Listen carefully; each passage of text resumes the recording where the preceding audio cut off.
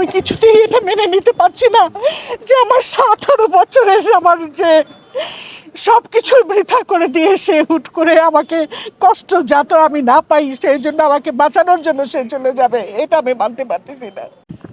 দোয়া করবেন যাতে আল্লাহ তাকে ক্ষমা করে, আল্লাহ তাকে যেন ব্যস্ত নসিব করে, আমিন।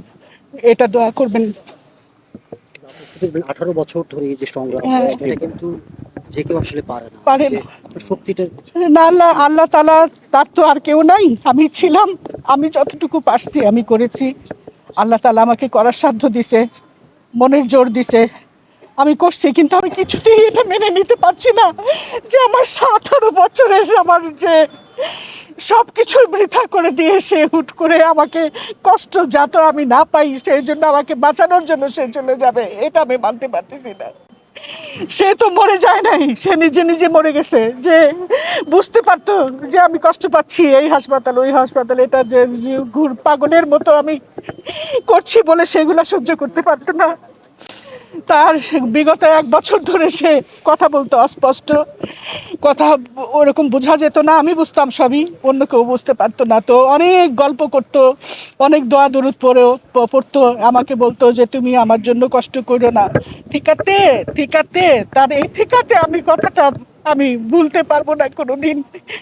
ছোট 2 বছরের বাচ্চার মতো আমি তাকে কোলে নিয়ে আমি তার সব কিছু করতাম, কাউকে শরীরে টাচ করতে দিত না। ওই নার্স আমি নিতাম ঠিকই হাসপাতাল থেকে, কিন্তু শরীরে টাচ করতে দিত না, ওই আমাকে দিয়ে আমি আমি আমি যেন ধরি, তার সব কিছু আমাকে করতে হতো। আমি এগুলা কিভাবে ভুলবো? ছোট্ট দুইটা বছরের বাচ্চা আমাকে ছেড়ে চলে গেছে আমাকে বাঁচানোর জন্য, আমি যাতে কষ্ট না পাই, আমি যাতে কষ্ট না পাই, এই জন্য আপনি দোয়া করুন যে ইমোশনাল আমি আপনারা যারাই আছেন, যারাই এই অনুষ্ঠানটা দেখবেন, তার জন্য দোয়া করেন। খুব মাসুম, খুব নিরীহ, খুব ভালো মানুষ, তার মতো ভালো মানুষ আমি আমার জীবনে দেখি নাই।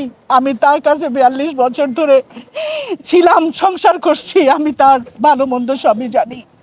একটা নিষ্পাপ ফুলের মতো পবিত্র সে, তার মানুষ তাকে যতই আঘাত করুক তার জন্য সে দোয়া করতো যে আল্লাহ তাকে ভালো রাখো। তো এই জন্য, এবং আল্লাহ তাকে নিয়ে গেছে, গোসলের সময় তার মুখটা দেখলাম নূরের ফুল, একদম নূর, একটা গোলাপ ফুল ফুটে আছে, মরার পরে এত সুন্দর মানুষ হয়।